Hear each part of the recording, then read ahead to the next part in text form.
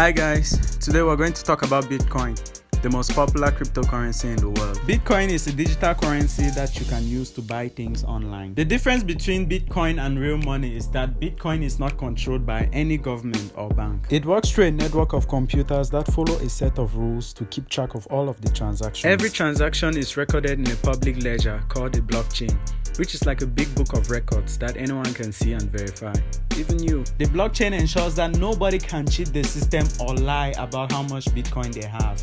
To use Bitcoin, you need a Bitcoin wallet. A Bitcoin wallet is simply an app that stores your Bitcoin and allows you to send and receive it. Your wallet has a unique address, which is like a bank account number that you can share with others who would like to send you money.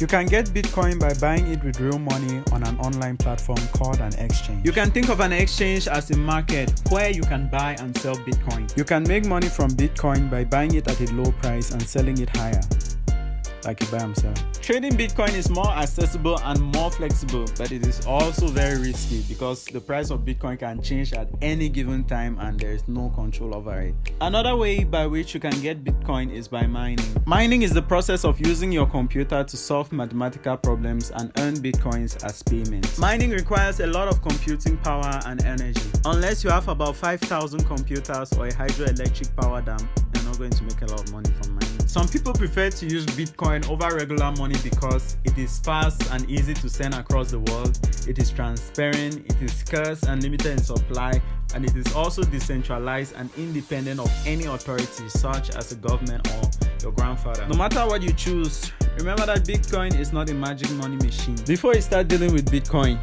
I strongly advise you to learn more about it and stay updated because the market is always changing. Alright guys, that'll be all about this video.